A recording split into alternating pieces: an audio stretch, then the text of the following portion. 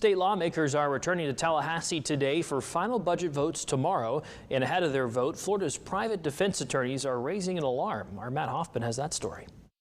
Under the proposed budget, both the state attorneys, that's the prosecutors, and the public defenders would get a raise.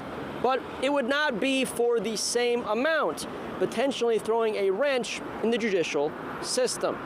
Aaron Waite, the president-elect of the Florida Association of Criminal Defense Lawyers, says the state is really close to a Massachusetts-style meltdown of the court system. Public defenders there went on strike last summer demanding more pay. Many cases were ultimately dismissed because suspects did not have attorneys. Under Florida's budget plan, prosecutors would receive a $10,000 raise, while public defenders would only receive $3,500.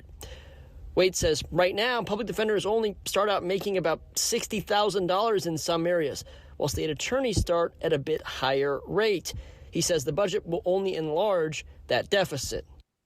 Maybe the legislature's thought of or not, to where you're going to have the system grind to a halt, where there's not going to be enough public defenders to provide that representation. And to be clear, Waite says prosecutors deserve a raise. He'd just like to see it consistent across the board.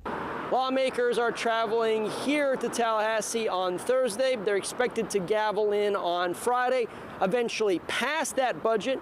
Then the governor gets a chance to veto some items and sign the rest into law. For now, in Tallahassee, I'm Matt Hoffman. Since Florida's budget was worked out behind closed doors, we don't know why there's a difference in those proposed raises. We have asked the legislature and the governor's office, but have not yet received an answer.